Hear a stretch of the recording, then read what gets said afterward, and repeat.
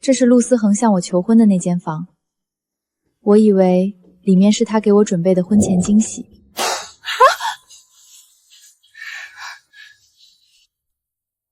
条条，我爱你。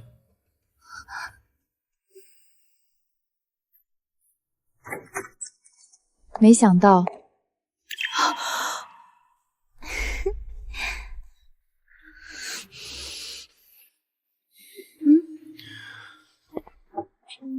没别的，就是藏累了，想让你早点发现，省得婚后还得跟你解释。放心，你还是我唯一的太太。你跟了我10年，生意场上又得罪了不少权贵，不嫁我也找不到第二个人接手了。明天一切照常，只是婚礼给你，结婚证得给他。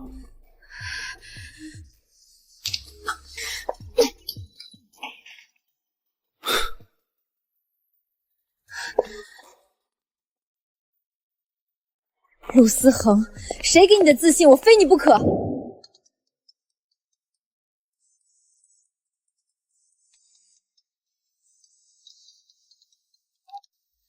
昨晚太累，身子顶不住，我补个觉。今天不去接你了。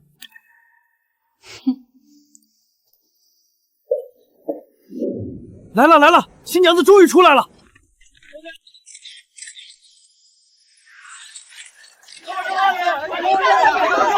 江小姐今天大婚，心情怎么样？江小姐，对于陆总为您准备的世纪婚礼，你有什么想说的吗？能说几句吗？江小姐的心情来了。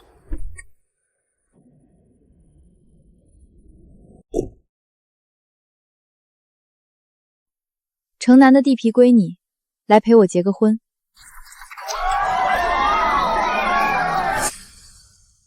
还是来了，还是咱们陆哥有手段，婚前一晚照样潇洒，新娘子还得乖乖穿着婚纱来，这就叫调教的好。可不是嘛，昨晚那阵仗换别人早瘫了，咱们陆哥还能站这当新郎，不服不行。江坦跟了我10年，除了嫁我，谁要？闹一闹脾气正常，但最后他还是会走到我面前，把手递给我。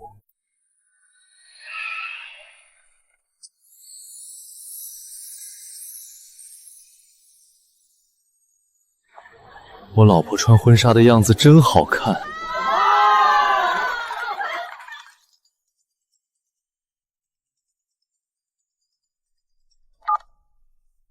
怎么了？不是让你晚点再打过来？恒哥，我下午要飞国外了，所以预约了10分钟后领证。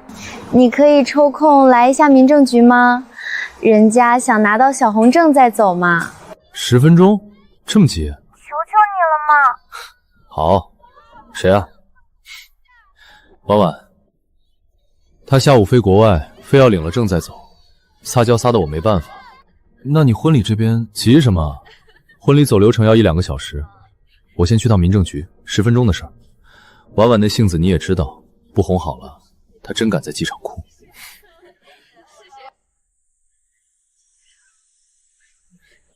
来，给我拍一张，留个纪念。行了，今天就这样，我得先走，不然赶不上。陆思恒，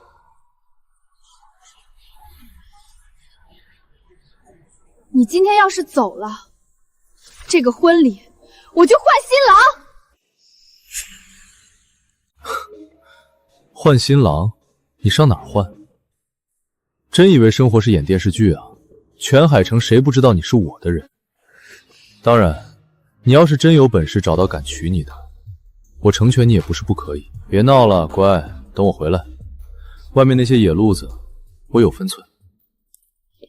陆哥，你真走啊？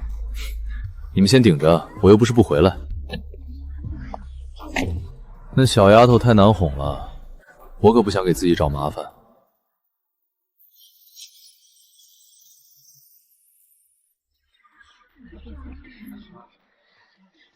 陆思成，去吧，去领你的证。这场耗费数百万的婚礼，我就笑纳了。嫂子，陆哥有点急事儿，去就回，你先坐一会儿。对，咱们陆哥一向心里有数。今天你们大婚，他等会儿准到。就是，陆哥大事上从不掉链子。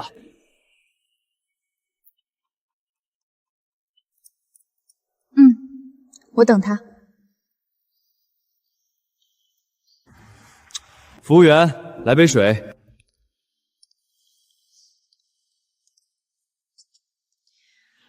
我等，但等的是谁，你们就别管了。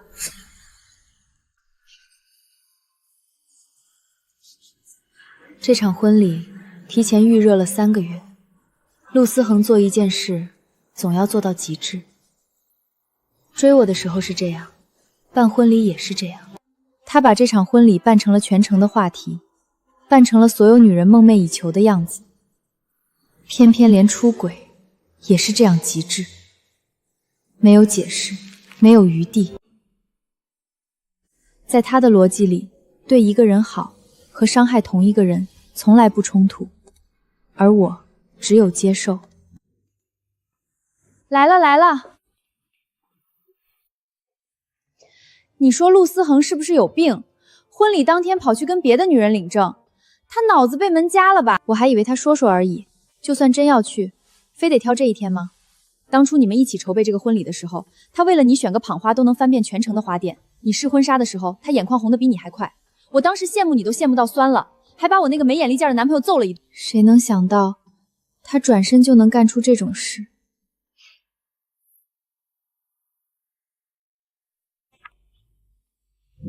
某人说好只来10分钟，结果舍不得走。婉婉，你这是要气死谁？谁穿着婚纱等不到人就气谁呗。条条，你就别等了，你看看这都什么人啊！你为了他从英国毕业就跑回来，你爸妈当初多生气，你知道吗？那时的陆思恒连个屁都算不上，你还敢跟你爸妈赌10年，现在全盘皆输了。要不是这些年你没日没夜的帮他做方案拉投资，偷偷刷自己船王千金的脸，把他项目做起来了，他能有今天的成就吗？竟然转头就跟投资方的女儿暧昧不清。我真看不出来，他这么能装，装到婚礼前1夜才让你发现他跑去跟别人开房。条条，别等了，你该为自己活一次了。妍妍，谢谢你今天能来。我爸妈那边等办完婚礼，我会回去低头认输，愿赌服输。今天便是我接受赌输代价的日子。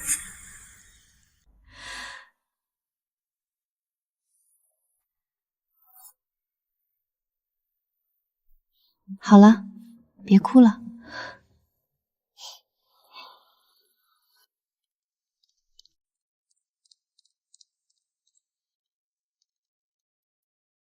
陆哥真的不回来了？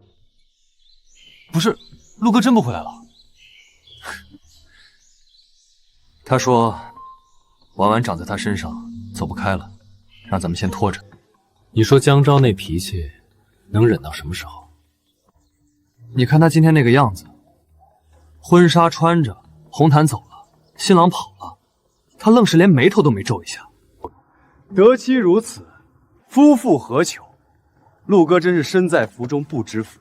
陆哥现在哪顾得上这个？婉婉的妖精缠着他，他魂儿都没了。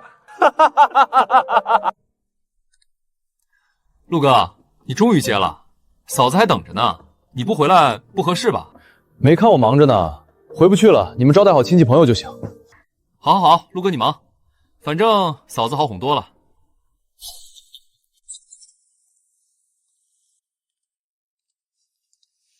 嫂子，婚礼3分钟后开始。你们躲在这里干什么？外面坐了300多位宾客，你们要让他们干等着，还是让他们看笑话？够了！陆哥，嫂子说婚礼还有3分钟开始，你抓紧啊！3分钟，这女人对我是不是有什么误解？陆哥，那先去帮我把场子撑住，我这边忙完就过去。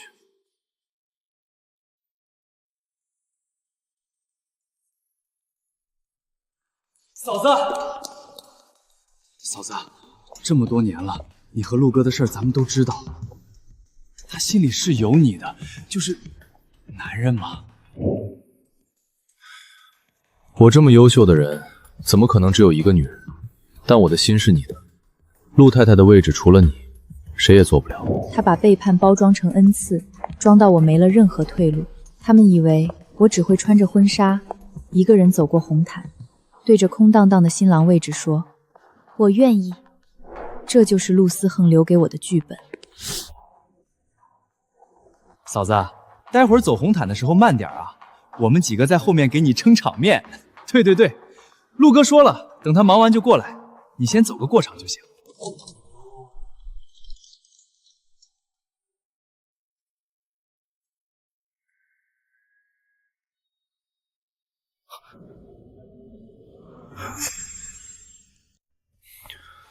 不走不行。你真要走啊？说好陪我一天的，我才答应你领证推迟的，你这就走？不走不行。他只给我3分钟，我再不过去，他那脾气你又不是不知道。什么脾气？他不是最懂事吗？懂事归懂事，但今天不一样。世纪婚礼是我答应他的。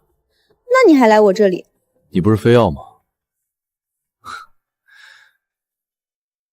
乖，等我晚上回来。那领证的事儿推迟到什么时候？再说吧。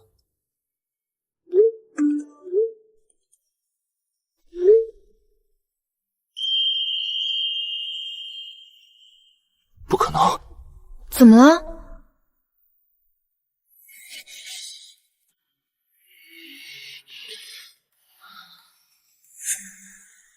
顾夏，港岛顾家嫡长孙，那样的人身边从来都是名门千金，他怎么可能看上江桃？更何况江桃爱了我10年。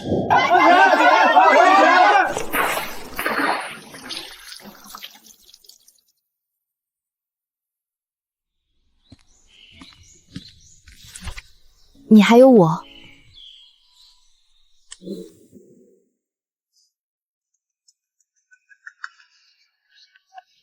陆哥，怎么回事？我和江桃的婚礼现场为什么让那个男人进去？你不知道江桃最恨的就是他吗？他就是来恶心我的。人家顾家家大业大的，请都不一定来，我哪知道？江桃跟了我10年，全城谁不知道？顾夏不要脸，顾家还要脸呢。陆哥，你看看我给你发的第2条视频吧。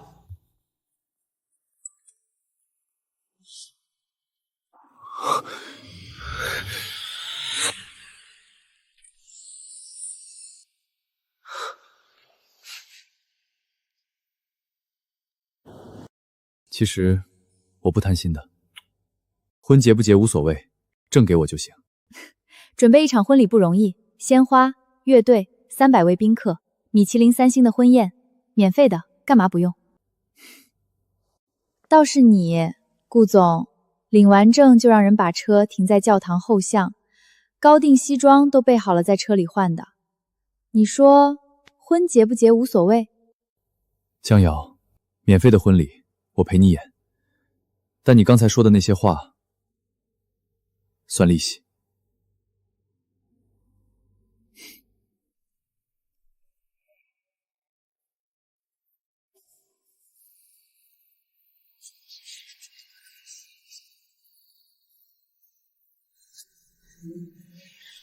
成何体统！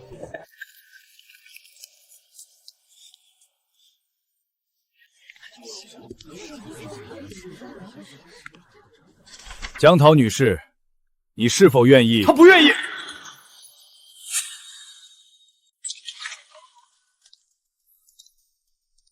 江桃，你给我下来！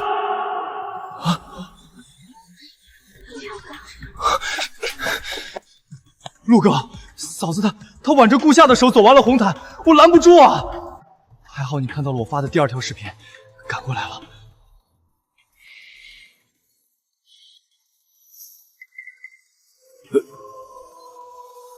请继续。江瑶，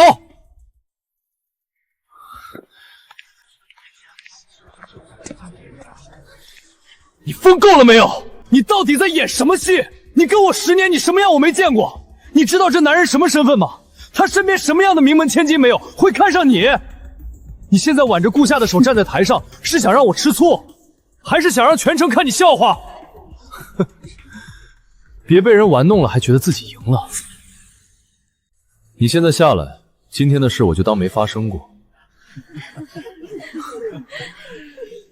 婚礼我会再补一场，你还是陆太太。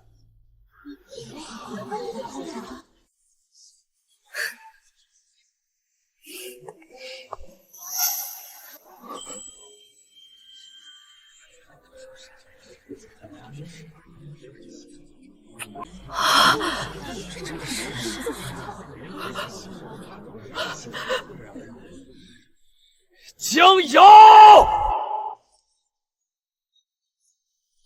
你主动的，这回我可不能放过你。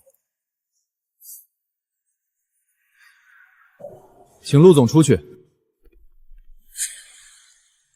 顾夏，这是老子筹备了3个月的婚礼，你凭什么抢我婚礼，抢我女人？你别忘了，奥城那个110项目，你顾家盯了3年，最后批文落在了谁手里？再说，你顾大少就这么不挑食？一个跟了我10年的女人，我睡都睡腻了，你当个宝似的捧上台，说出去，不怕整个港岛笑话你顾家大少捡破鞋？他说的那些话，我不在意。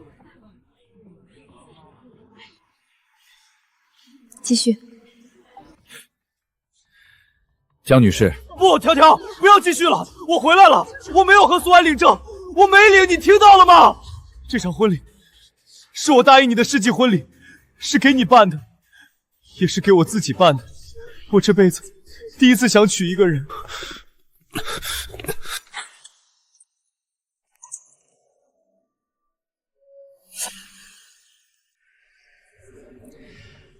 我宣布，你们正式结为夫妻。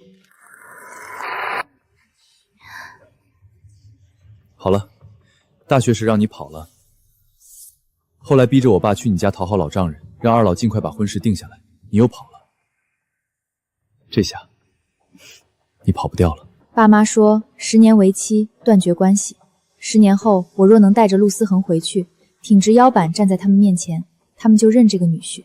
赌错了就回去嫁人，顾夏就是他们口中我愿赌服输的惩罚。怎么了？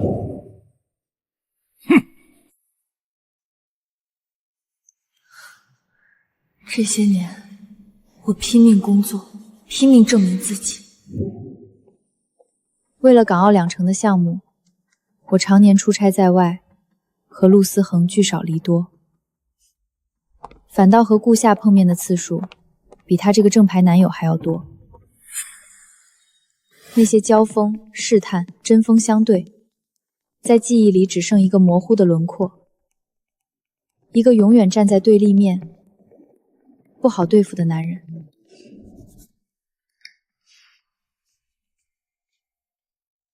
大学时，我喜欢设计，偷偷画了一本又一本珠宝草图。画这些有什么用？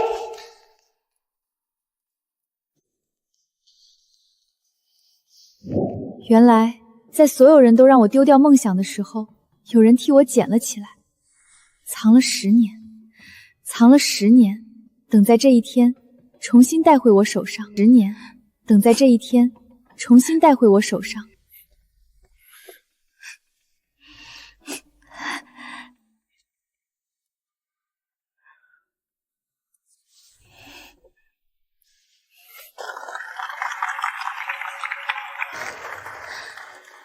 顾夏，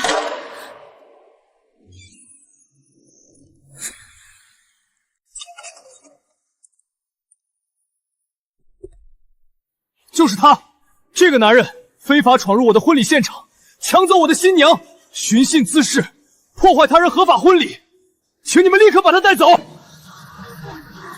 这场婚礼是我陆思恒筹备的，鲜花、场地、见习、喜帖，每一分钱都是我出的，全城有头有脸的人都可以作证。请问陆先生说的是否属实？警察同志，这场婚礼是我和我先生的，没什么问题。那么，你先生是哪位呢？是他，顾夏。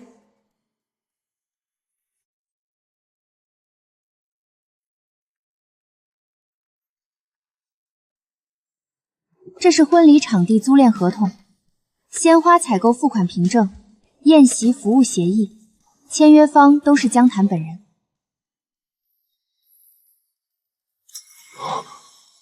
陆先生只是帮忙布置了一下现场，这场婚礼从头到尾都是我为自己准备的。江桃，你还有没有良心？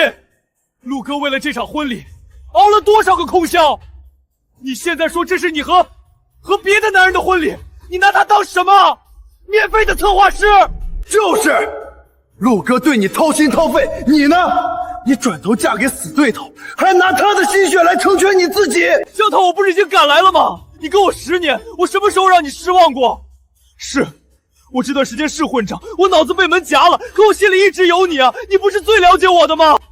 但你看看他，顾夏是什么人？你知道上周他还做了什么吗？奥城那个项目被我拿下，他一直怀恨在心。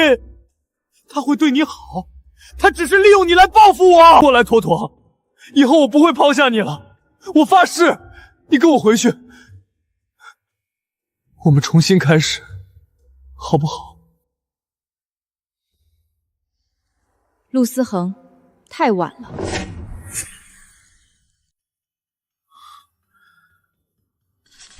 陆先生，对方能提供完整的婚礼自办证明，不存在非法闯入或破坏婚礼的情况。您说女方重婚，请问这位女士和您是什么法律关系？您和她领过结婚证吗？有订婚协议吗？那您说她是您的新娘，依据是什么？依据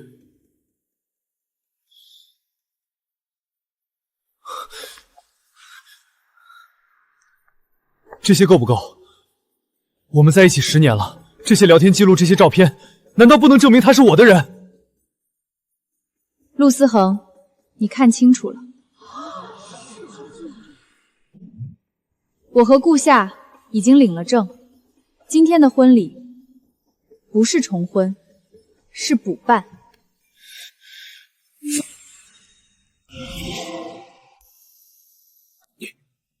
什么时候？陆先生，对方婚姻状况合法，不存在重婚，您这属于报假警，下次再这样，我们会依法处理。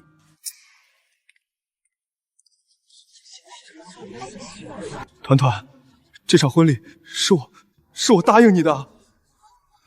陆哥，咱们先走，人家证都领了。团团，我是说过婚礼给你，结婚证给他，可我不是到了那里，我想起你看着我的样子，想起你的微笑，然后我觉得不能和他领证，所以我就拖住了。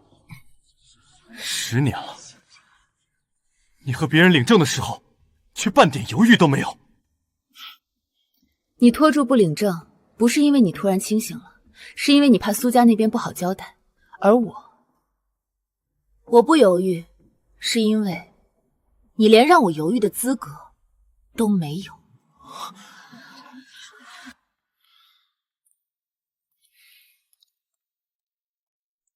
不好意思，证是我的，婚礼也是我的，人也是。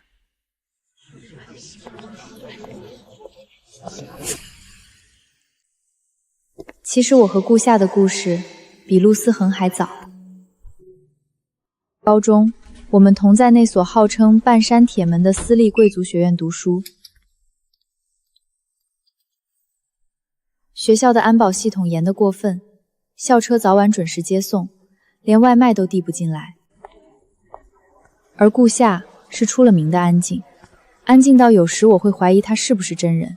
他不参与任何派系，也不争学生会的位置，在那样一个人人都想出头的地方，他像个不合时宜的影子。我偏偏喜欢招惹影子。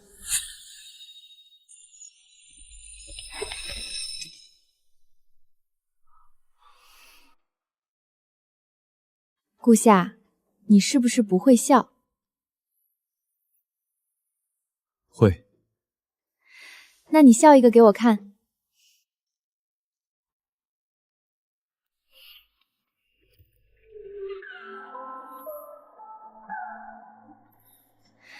你是我见过最没反应的人了。其实我没对任何人这样，他是第一个，但我打死也不会承认。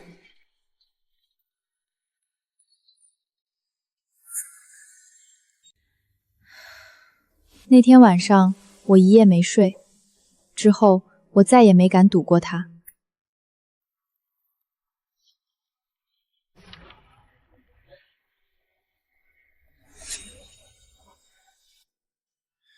其实那天我是故意的。什么？你凑过来的时候，我完全可以侧头避开，但我不想。那时候我只当他是输了不甘心，拿这话来报复。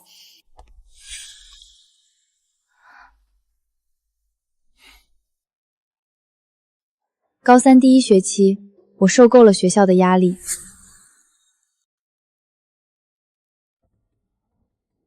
高三第一学期，我受够了学校的压力，我跟爸妈摊牌要去海城参加高考。我要去海城参加高考。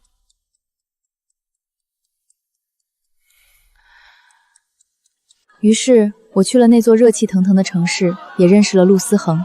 那时候陆家还没倒，他还是那个笑起来会露出虎牙的少年，阳光、张扬、高调，和半山铁门里那些死气沉沉的世家子弟完全不同。高考后，我去了英国，而顾夏也在那里和我同校。可我们除了偶然遇见，从来没有主动找过彼此。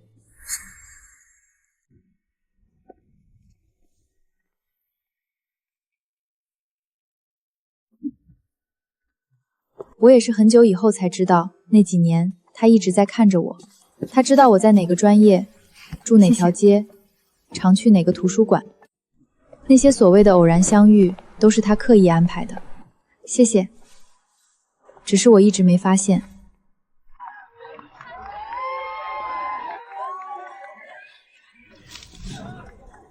甚至他还打算在我毕业典礼那天表白。我想你了。可那天一早，我买了回海城的机票，因为陆思恒说他想我了。再后来，我陪着陆思恒东山再起，我的优势在港城和澳城，出差也越来越多，和顾夏打交道的次数也越来越多。他明知道我和陆思恒急着拿下澳城那个标志性项目，去向我父母证明自己，可他一步都不肯让。全公司上下都知道江总有个死对头，竞标会上摔文件，谈判桌上掀茶杯。虽然是商业竞争，可那时候我是真的恨他，但没人会猜到。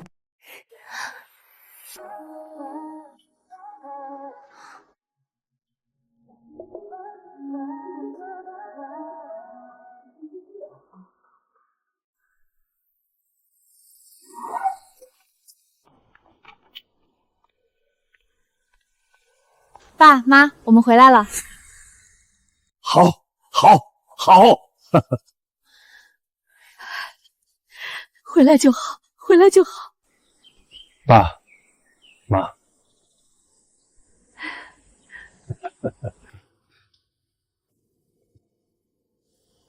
这10年，他们冷眼旁观看着我陪陆思恒从零做起，跑项目、谈合作、扛风险。直到最后才肯承认我骨子里还有点商业天赋，所以就算再瞧不上那个女婿，他们也决定让女儿赢一次。只是没想到婚礼上还是出了意外。那个项目是送给我女婿的见面礼，陆家那小子没福气。女婿，你可有兴趣？都听我老婆的。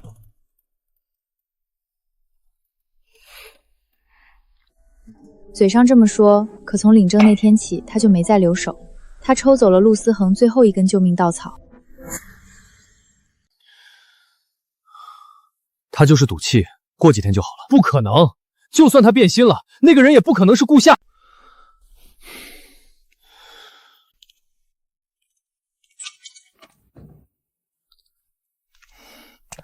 恒哥，那日你故意灌醉我，上了我的床。事后你说你父亲会追加投资，钱呢？为什么又撤资了？我什么我？我看，我怎么知道？我爸说你们得罪了不该得罪的人，他死都不肯再投1分钱。你爸，好啊，好啊！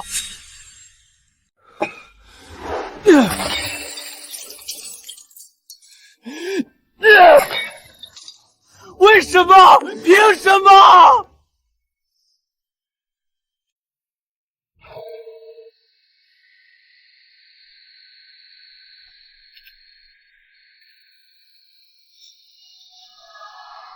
那个我从来没正眼看过的做小生意的岳父，原来是掌控港澳航运命脉的船王。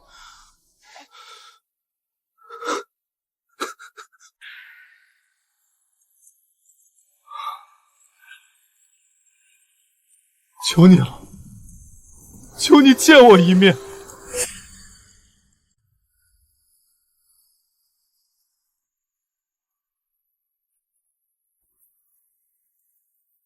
大小姐，陆先生还在外面跪着，说求您见他一面。不见。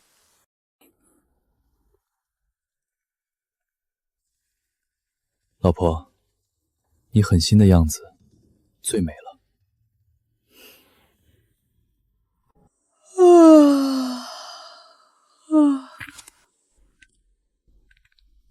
大小姐，门外没人了，只留下这个。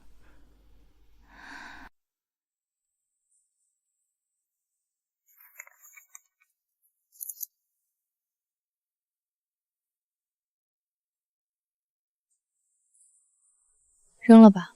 好的，好的。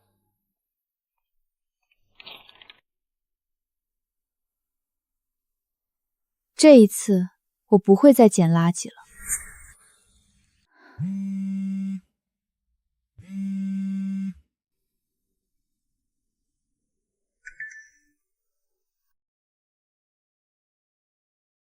顾总，偷拍视频太多，压下去一条又冒出来10条，现在舆论分成2波，一边骂陆思恒，一边说太太和您早有来往。先盯源头，别乱删。那公关部……等我消息。要不要我处理？先不用。你点个头，半小时内这些东西都能下去。然后呢？然后所有人都会说是顾家出手替我遮丑。我不在乎别人怎么说，可我在乎。这10年，我替陆思恒收拾过太多烂摊子，装看不见，装不委屈，装什么都能过去。现在事情到了我头上，我不想再躲在谁后面。这次你来，需要刀的时候，告诉我。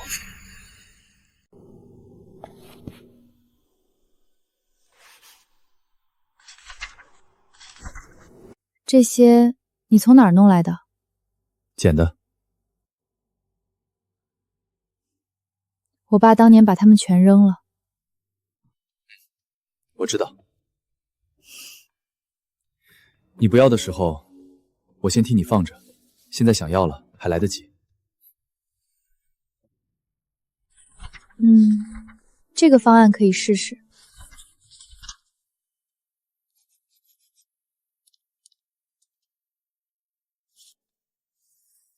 顾夏，我想把以前落下的东西捡回来。好。妍妍，帮我查个商标，我准备开工作室。真的？你终于想通了。不对，怎么了？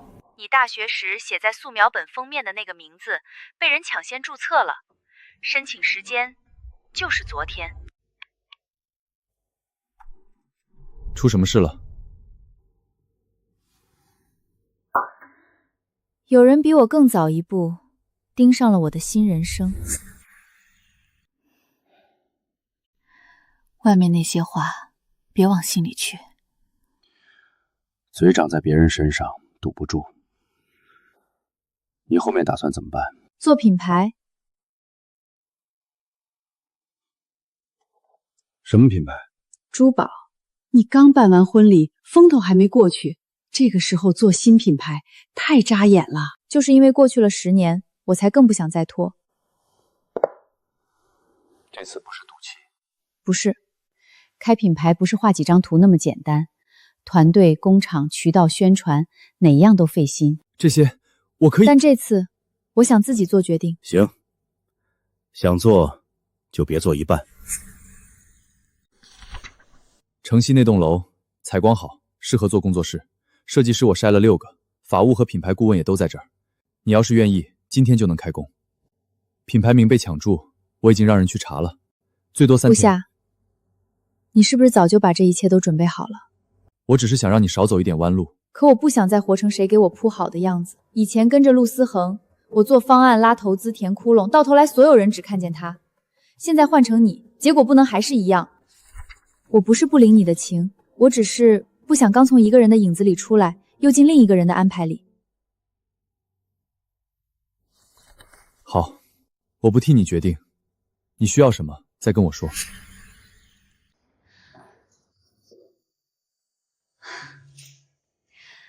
虽然地方简陋了点儿，但我喜欢，至少这是你自己的。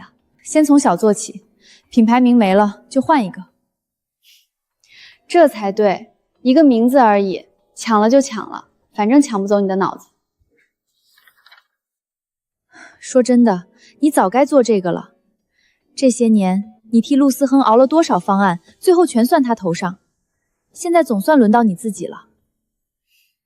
以前总觉得先把他的路铺稳了，等一等，我自己的东西也来得及。结果一等就是10年。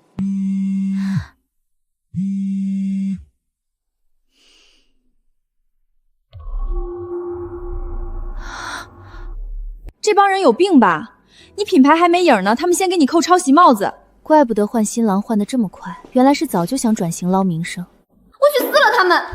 没用。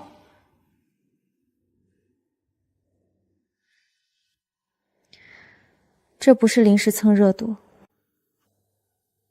什么意思啊？他们知道我手里有什么，也知道我准备做什么。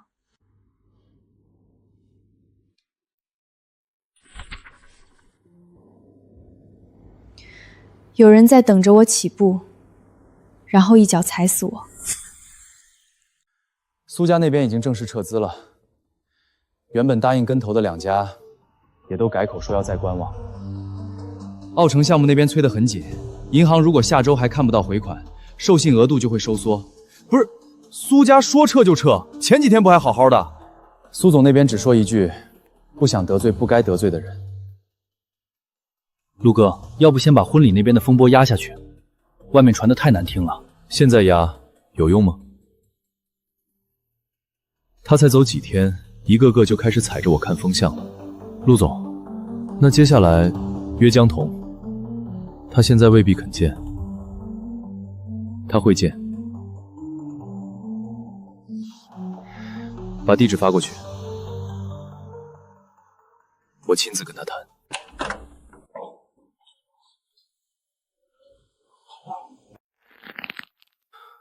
我还以为你不会来。你只有10分钟。条条，那天我没有和苏婉领证。哼，我到了地方，临进门的时候想起你，想起你穿着婚纱站在教堂外面，我没进去。所以呢？所以我回去了。我赶回教堂，就是想告诉你，我最后选的人还是你。婚礼前夜，你跟别的女人躺在床上，婚礼当天你把我一个人扔在教堂。现在你告诉我，你最后选的人还是我。我承认，我那段时间是混账，我以为你不会走。所以你就能一次次试？不是试，我只是笃定我会忍，笃定我会回头，笃定不管你做什么，我都会站在原地等你。可你跟了我10年啊。是10年，10年都没让你学会尊重我，你凭什么觉得我还会把余生也赔给你？那顾夏呢？你真以为他是什么好人？顾夏那种人做事从来不白做，他在婚礼上出现的那么巧，领证换衣服进教堂一步都没乱过，你敢说他不是早就盯上你了？那又怎么样？至少他没有把我当成可以随手丢开又随时捡回去的东西。他接近你就是为了报复我。报复你也好，图我也好，那是我和他的事儿，轮不到你来教我分辨。江条，你别赌气，你现在回头事情还来得及。来不及了，结束我们的人不是婚礼那一天，是这10年里你每一次都选了先伤我。我就算再选错一次，也不会回头选你。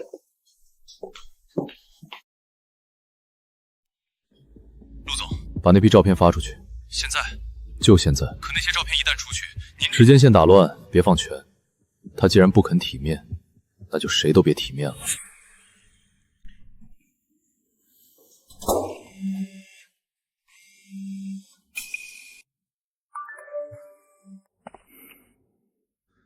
怎么了？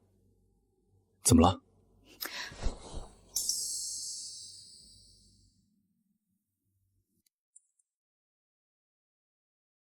网上疯了，他们把你和顾夏以前的照片全翻出来了，还在那儿胡编时间链。看到了。这摆明了是有人故意搞你，我现在就去查最早那几个号。好。他动手了？不是，是他终于舍得把自己演成受害者了。家门口守了几家媒体，你爸让我问你要不要家里出面。不用，外头那些话难听，你别一个人扛。我知道。黑稿一波接一波，工作室那边也有人在问，要不要先停一停？不停。行，我现在过去。还在涨。我看到了。最早带节奏的几个号，我现在就能让人封掉，后面的营销矩阵也能一并停。不行。为什么？因为一旦你出手，所有人只会记得是顾家替我压了声音。我不在乎。可我在乎。我已经用10年证明过，替别人善后，不会有人记得你的委屈，只会觉得你理所当然。这次，我不想再赢得像被救。我不是在替你做主，我是在替你挡刀。可我不是瓷器。站出来的代价，是你继续被他们盯着骂。那也是我自己的代价。我见不得。可我必须见。好，你要自己来，我不拦。但要是有人动到你的东西，我不会停手。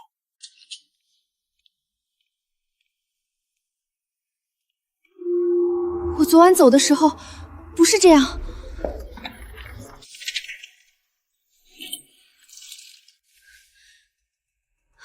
那个临聘助理关机了，10几份导出文件的时间都集中在昨晚，我就知道不对劲。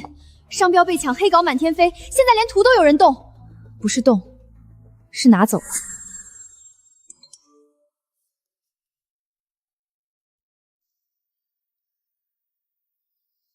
条条，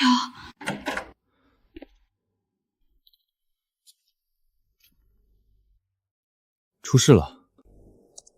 先是往我身上泼脏水，再抢我的名字，现在又偷我的图。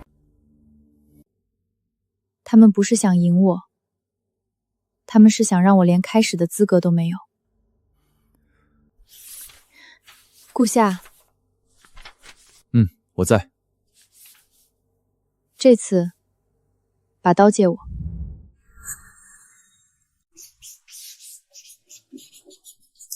商标是昨天抢的，黑稿是昨晚推的，旧照是陆思恒见完我之后放出来的，图稿是今天卸的，一环扣一环，摆明了不是临时起意。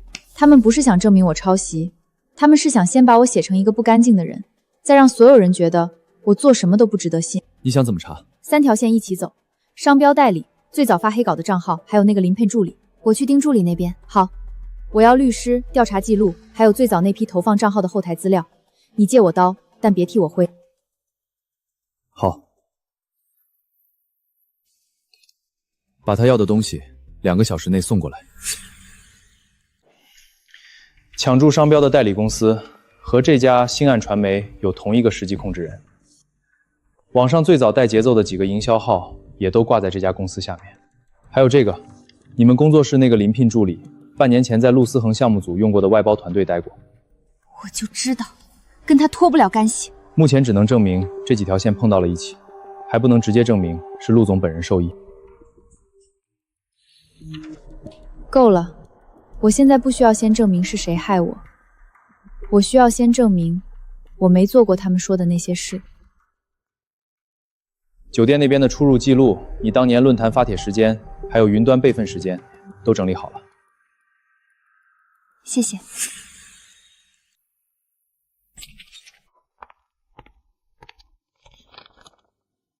我明天开回应会。想好了？嗯。记者不会客气，你把这些事摊开，他们会追着问得更难听。总比让别人替我写结论强。我知道你能一夜之间把那些声音全压下去，我现在也能，但压下去不等于赢。我要的是，以后再有人提起这件事，想到的不是顾家替我摆平了什么，而是我自己把话说清楚了。那我呢？你坐后排，别说话。这么狠？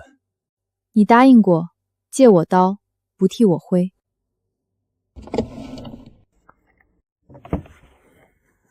酒店出入记录、舆情源头、设计稿时间针都在里面。我不挡你，我给你托底。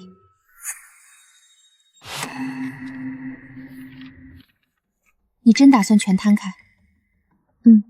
包括婚礼前夜、教堂那天、领证的时间，全都说。他们不是最爱听故事吗？那我就把真相摆上桌。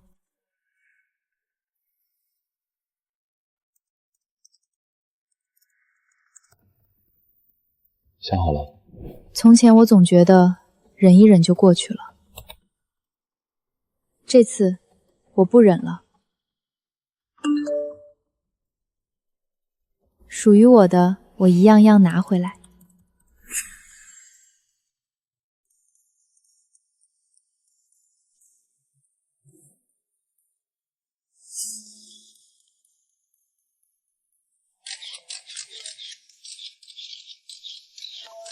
江小姐，网上说您和顾总早就有关系，今天这场说明会是想回应出轨质疑吗？江小姐，有人质疑您借婚礼风波炒作个人品牌，您怎么看？江小姐，您会不会正面回应抄袭传闻？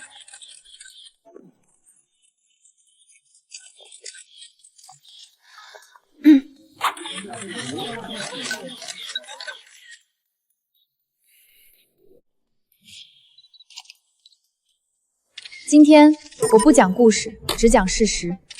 第一，婚礼前夜，我刷卡入这间酒店套房时，房里的人不是我，床上的人也不是我。第二，婚礼当天，新郎并没有去民政局领证，他去了哪儿？截图上写得很清楚。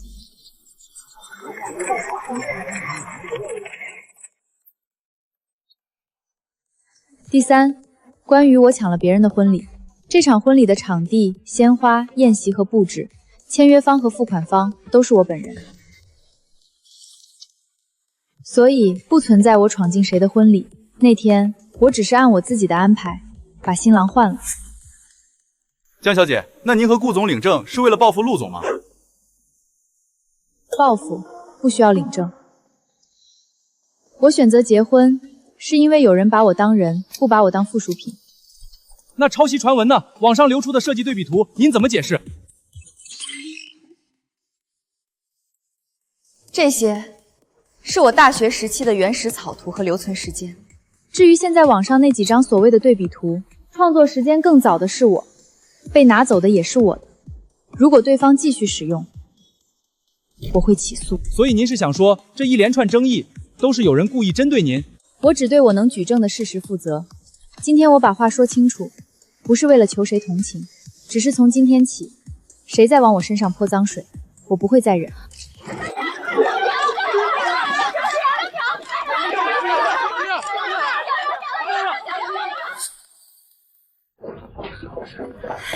翻了，真翻了！热搜前3全变了，刚才那句话都上去了。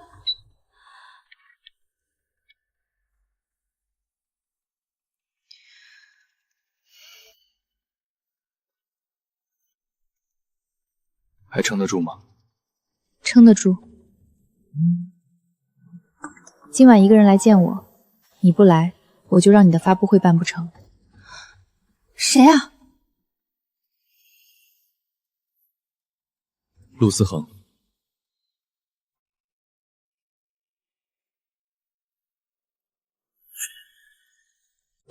不能去，他现在就是条疯狗，谁知道他会干什么？不去。他不会就这么停手，那也不能你一个人去见他。这件事必须我去收尾。你现在过去不是收尾，是给他机会继续纠缠。我不是去给他机会，我是去亲手把这扇门关上。报警也好，躲着也好，都只能拦这一次。只要我不把话说绝，他就会一直觉得自己还有资格回来。条条，妍妍，我知道分寸。我送你过去。你不能进去。我可以不进去，时间一到，不管他说完没有，我带你走。好。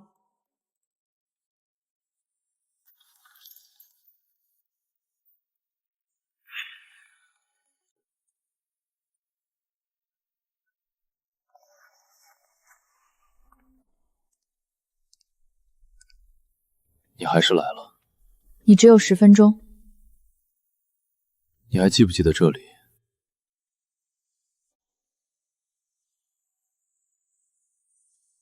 不记得。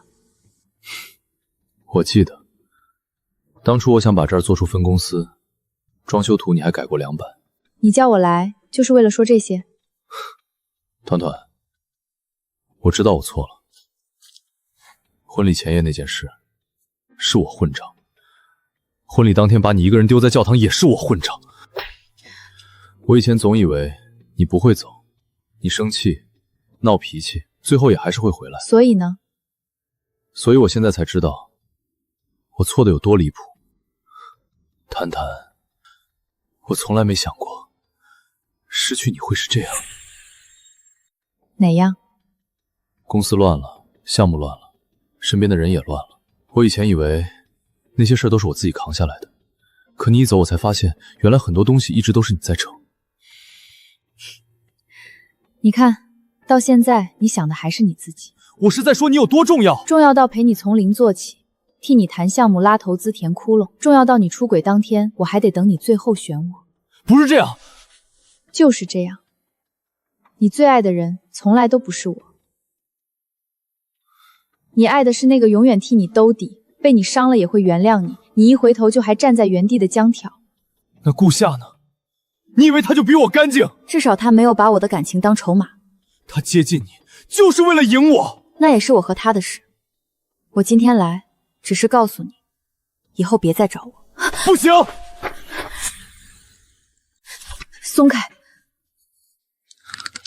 你不能就这么走，江楚，10年，你怎么能说不要就不要？陆思恒，放手！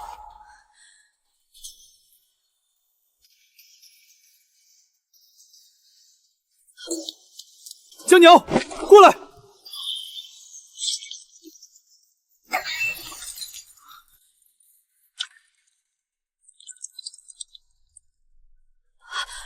夏，没事。你怎么样？我没事。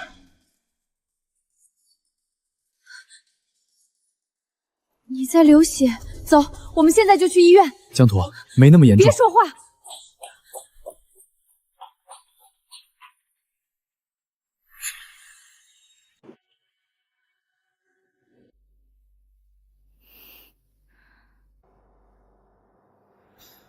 伤口有点深，得缝几针。伤到筋骨了吗？没有，算他运气好。玻璃边再偏一点，就不是现在这样了。医生都说了，没事。你闭嘴！还好送来的及时。你吓死我了！先清创，等会儿缝合。今晚别碰水，按时换药。你脸比我还白。你再说一句，我现在就让医生给你多缝2针。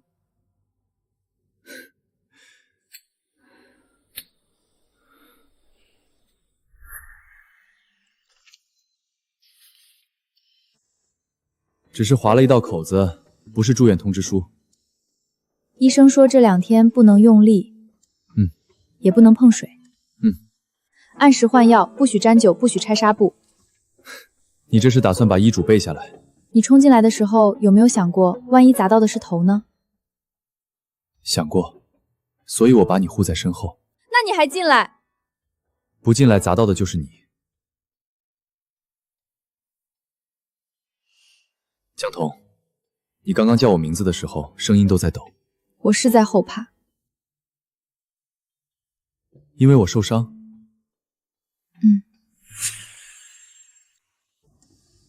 我问你件事。你说。你当初和我领证选我，还是因为那天你必须立刻选一个人？我不是翻旧账，我只是怕，我等了这么久，最后只是刚好赶上你最需要人的那一天。最开始是有止损，有赌气，也有不想让自己输得太难看。可现在不一样了。哪里不一样？如果你只是退路，我不会在看见你流血的时候连呼吸都乱掉。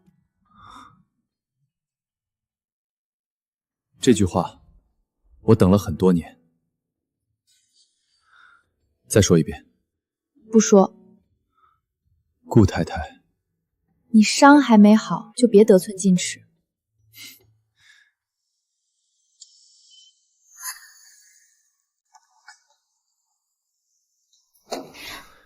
别动。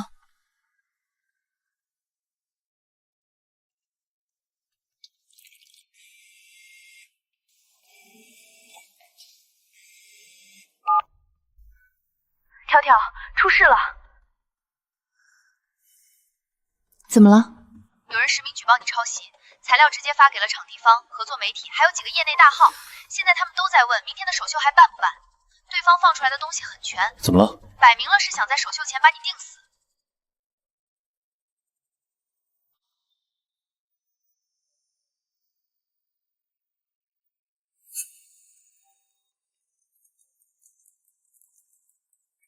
江小姐，实名举报材料已经发到合作方和媒体邮箱了，现在外面都在等说法。如果今天照常开场，直播风险、品牌风险、场地方风险谁来担？我来担。江小姐，这不是意气用事的时候。合同呢？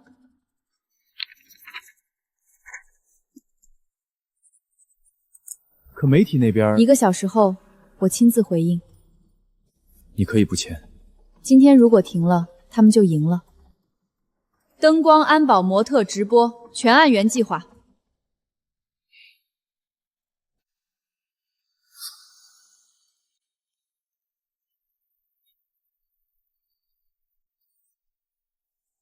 对家实名举报的内容都在这儿了。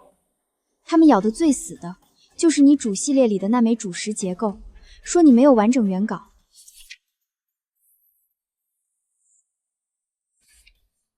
紧张吗？紧张，但今天不是来求他们信我，我是来告诉他们，我的东西谁也拿不走。这才是我认识的江条。你别碰，怕我把你证据弄乱，怕你伤口裂开。江小姐，前庭媒体已经坐满了。知道了。要是他们还不信呢？那我就把证据摆到他们没法装看不见。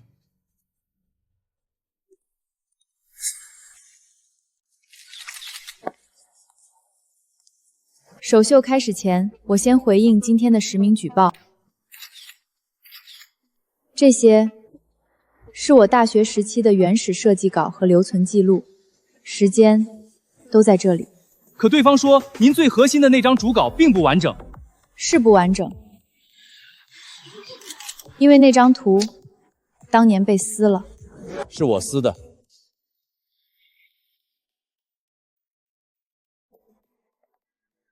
那张图是我当年亲手揉掉，扔进垃圾桶的。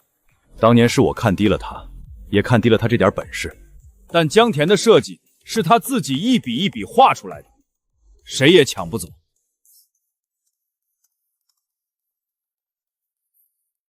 没丢。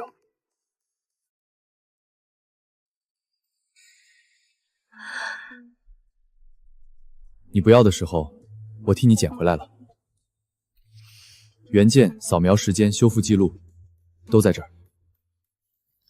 现在完整原稿也有了。关于抄袭，今天我只说这一遍。作品是我的，创意是我的，过去被丢掉的也是我的。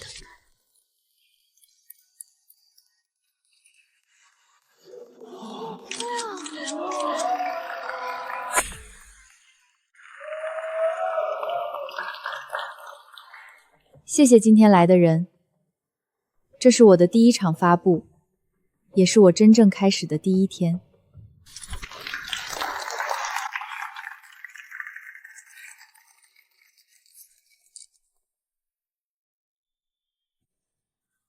你能不能亲口告诉我，我到底输在哪儿？怎么了？没什么。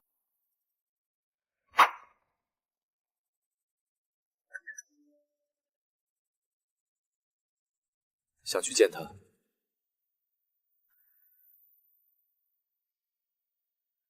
我送你。不用。那我在外面等。顾夏，这次我想自己说完。好。半小时，时间一到，不管你说完没有，我接你回家。好。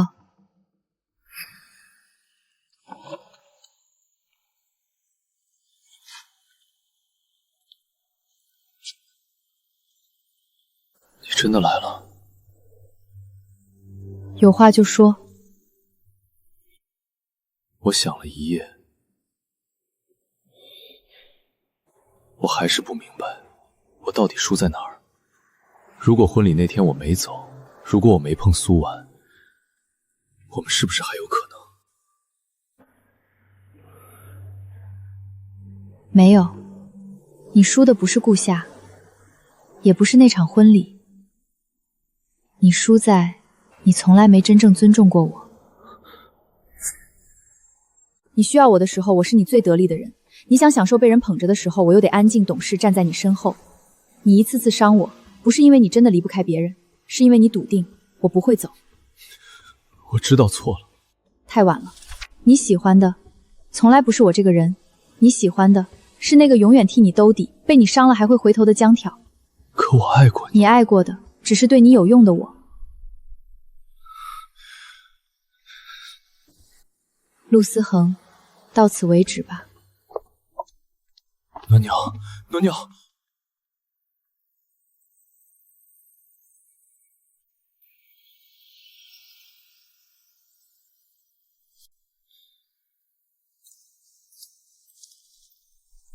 说完了。说完了。回家。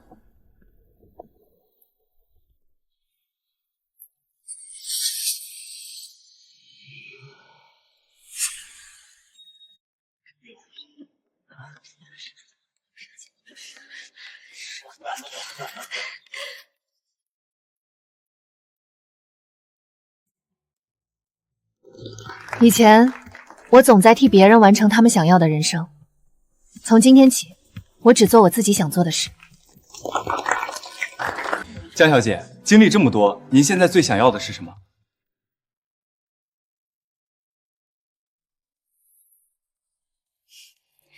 往后的人生，我给自己。